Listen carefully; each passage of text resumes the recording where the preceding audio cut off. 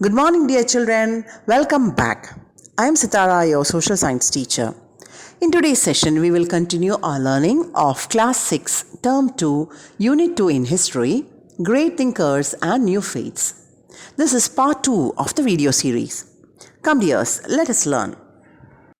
Before going into today's session, let us have a recap of what we learned in the last one. In the last session, we discussed about Jainism. Jainism is one of the world's oldest living religions. It grounds itself in 24 Tirthankaras. A Tirthankara is one who revealed religious truth at different times. The first Tirthankara was Rishabha and the last one was Mahavira. The word Jain derives from the Sanskrit word Jina, which means conquering self and the external world. Jainism gained prominence under the aegis of Mahavira during the 6th century BC. Vardhamana, meaning prosperous, was a Kshatriya prince.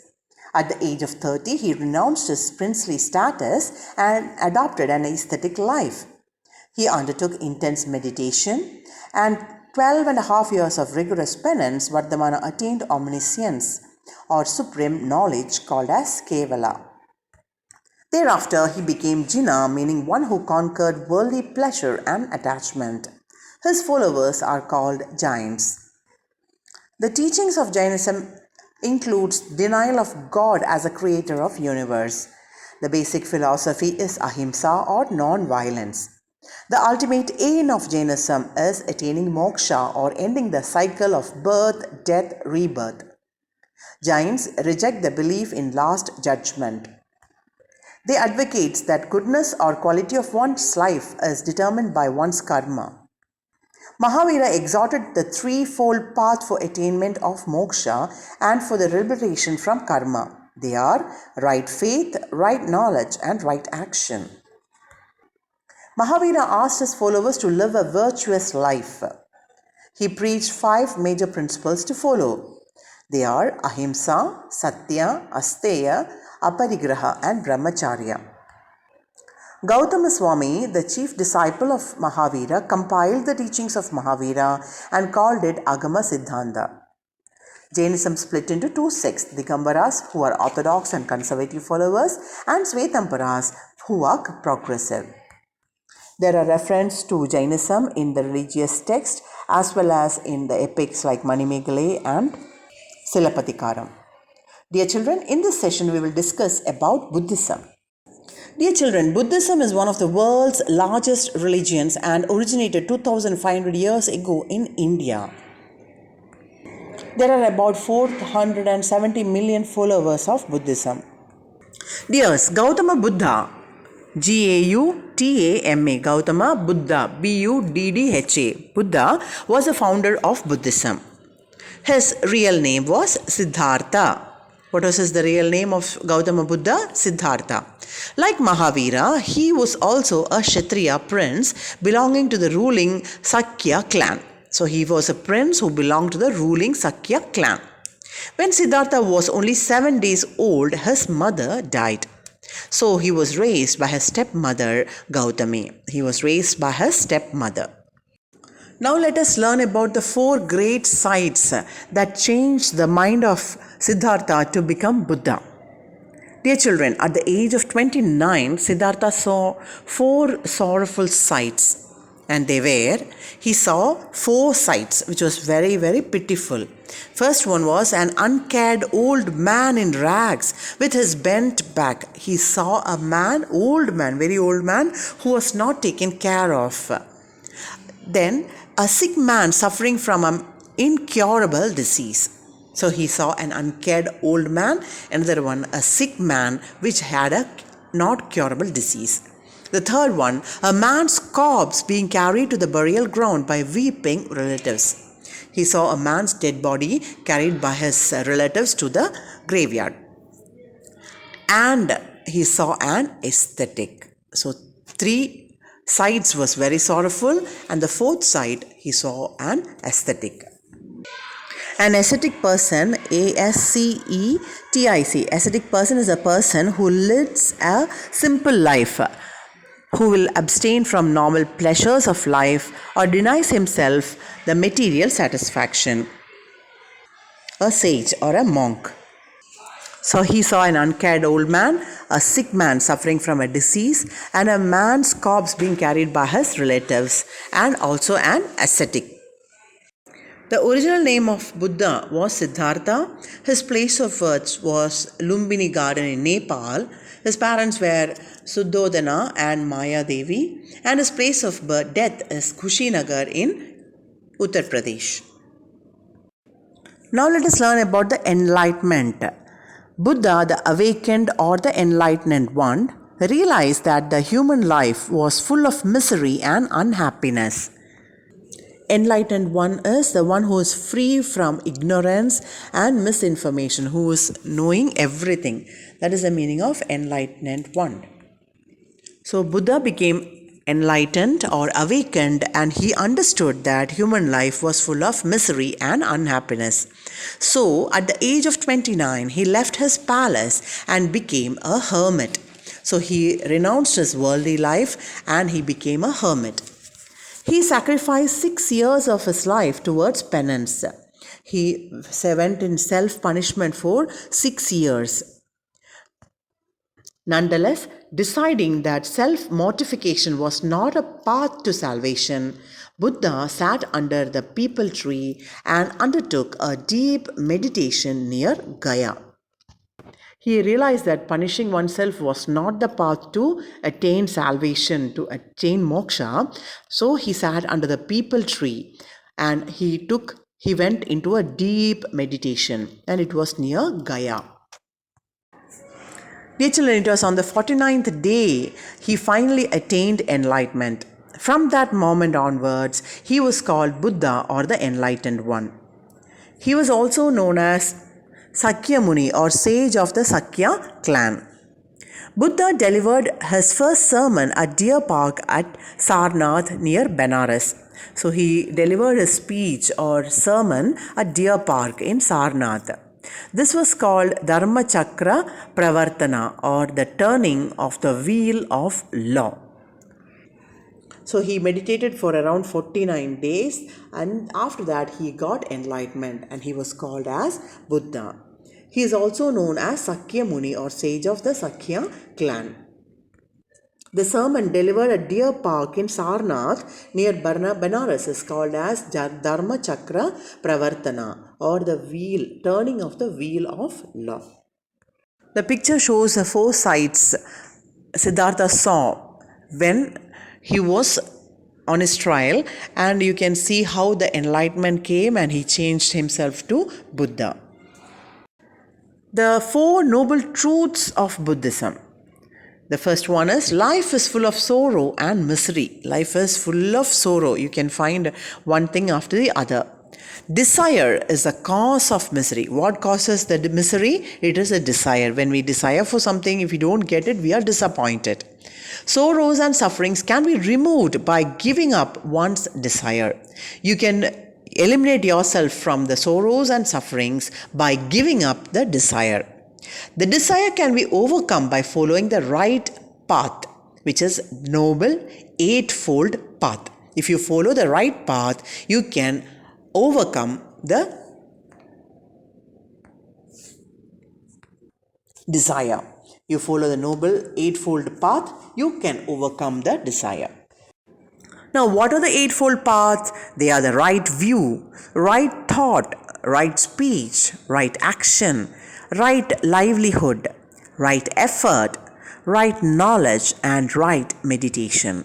The right view, right thought, right speech, right action, right livelihood, right effort, right knowledge, and right meditation.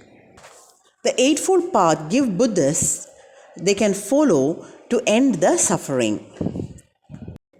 Dear children, now let us learn about the Eightfold Path. The teachings of Lord Buddha were simple and taught in a language which people used for communication. So they were using a local language to teach.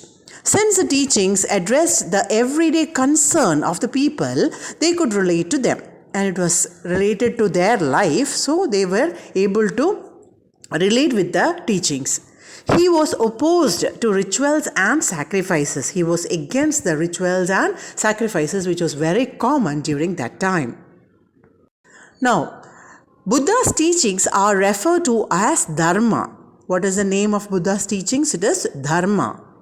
Buddhism accepted the theory of karma, meaning that the quality of man's life depends on his deed.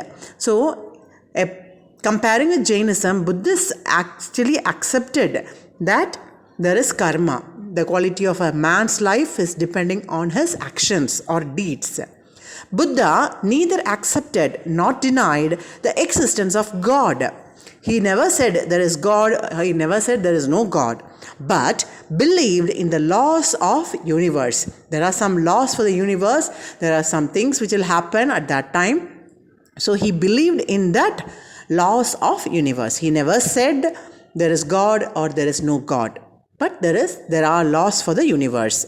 Buddha asserted that attaining nirvana is the ultimate aim of life. What was the ultimate aim in our life? Is to attain nirvana, that peace or moksha. Nirvana is moksha, that is where there is no suffering and there is no desire. Buddha advocated ahimsa or non-violence. Buddha, like Jains, advocated ahimsa, that is non-violence. Buddha had rejected the caste system. He was against the caste system, which was very, very common during that time. And the wheel of life represents the Buddhist view of the world. The wheel of life only represents the view of a Buddhist. The picture shows the Buddhist wheel of life or wheel of becoming. It is a mandala. There is a complex picture representing the Buddhist view of the universe. To Buddhists, existence is a cycle of life, death, rebirth, and suffering that they seek to escape altogether. Now let us learn about the Sanghas. Buddhist Sangha. Buddha laid foundation for a missionary organization called Sangha, S-A-N-G-H-A, Sangha, meaning association. And it was for the propagation of his faith. So to spread the religion Buddhism, Buddha established or laid foundation for an organization called as Sangha. The members were called bhikshus or monks. What were the members of Sangha called? They were called as bhikshus, B-H-I-K-S-H-U-S, bhikshus or monks. And they led a life of austerity. Austerity, A-U-S-T-E-R-I-T-Y. Austerity is sternness of manners or attitude. They were very strict in their lifestyle. Let us learn about some terms like Chaitya, C-H-A-I-T-Y-A. Chaitya is a Buddhist shrine or a meditation hall. It is a place where Buddhists pray. Chaitya, C-H-A-I-T-Y-A.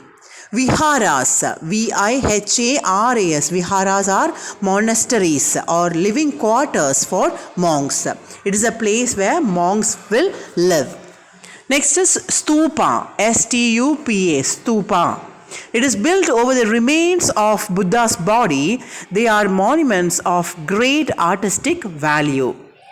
So, the stupas are built over the remains of Buddha's body and they are of great artistic value.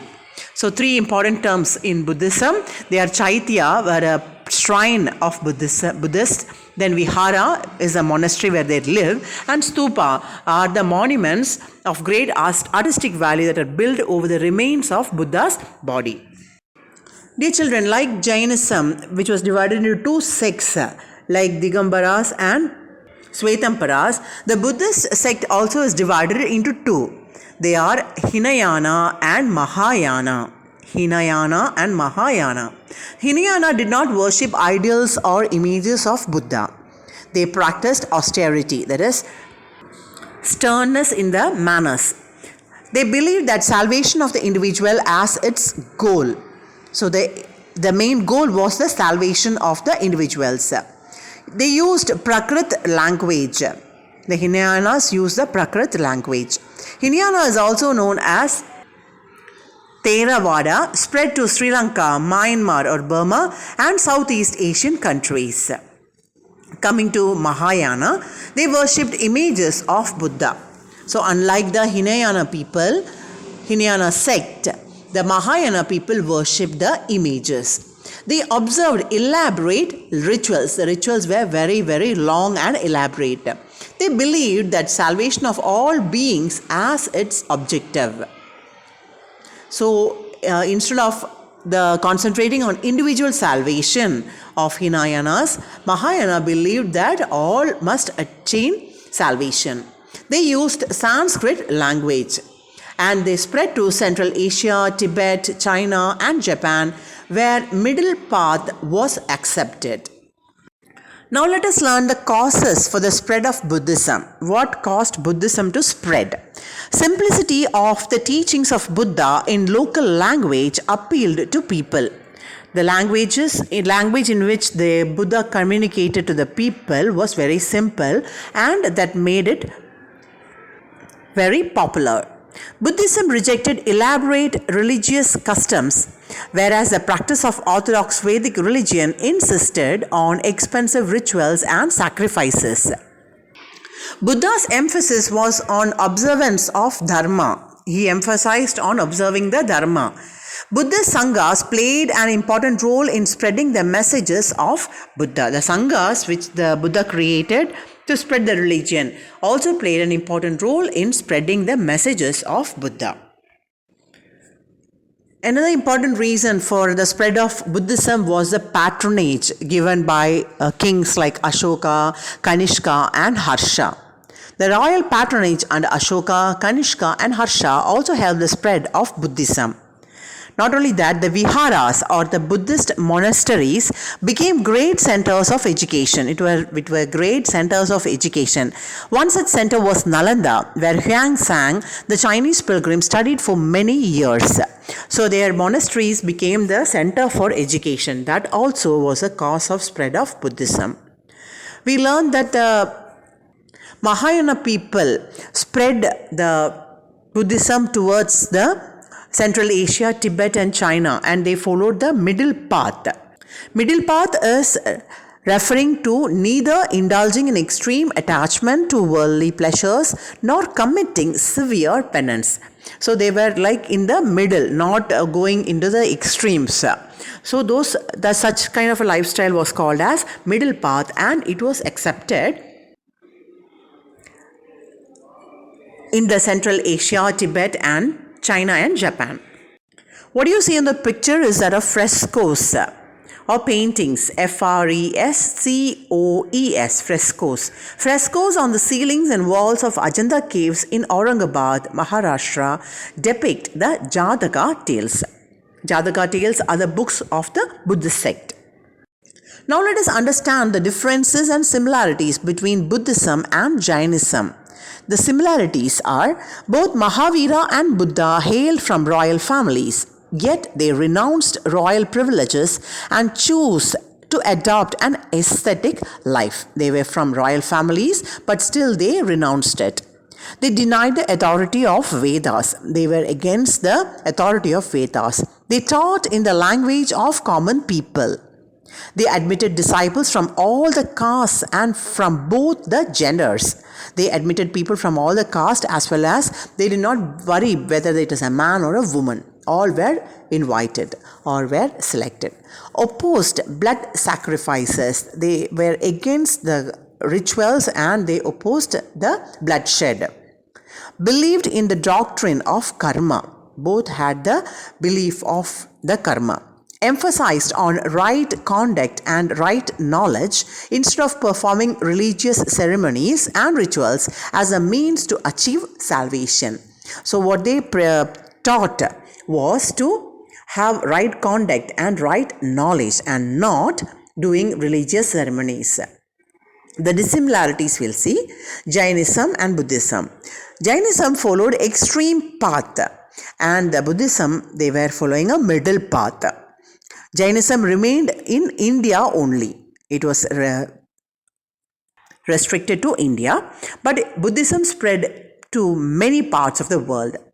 Jainism does not believe in the existence of God but believes life in every living being. They don't believe in God, but they believe that there is life in every living thing. Whereas Buddhism emphasizes on anatma, that is no eternal soul, and anitya, that is impermanence.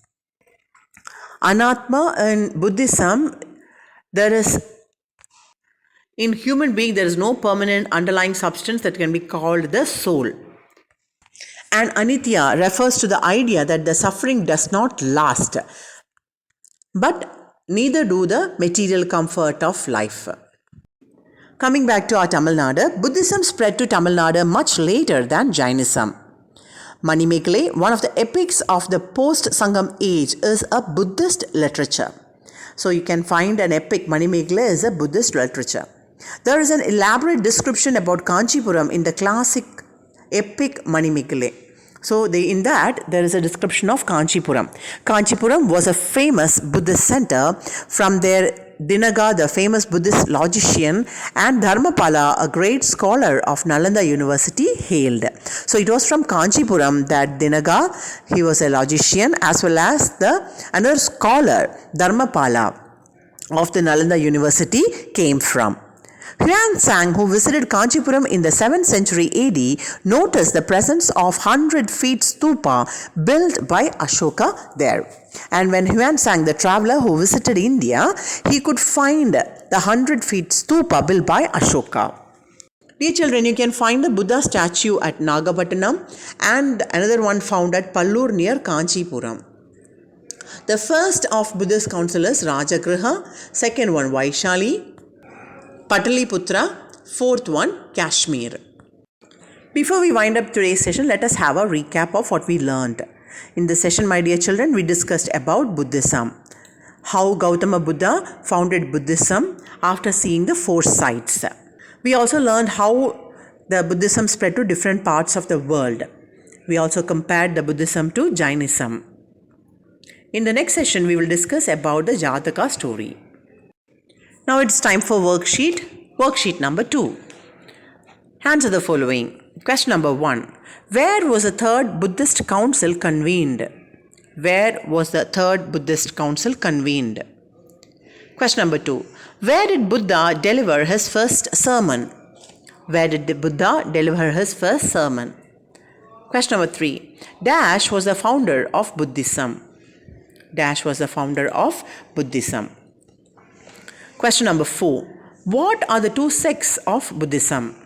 What are the 2 sects of Buddhism? Question number 5. Write any 2 common features of Buddhism and Jainism. Write any 2 common features of Buddhism and Jainism. That's all for today's session, my dear children. Thank you for watching. For more videos, please subscribe our YouTube channel, youtube.com/Samachir Kalvi Guide. Thank you. Stay blessed.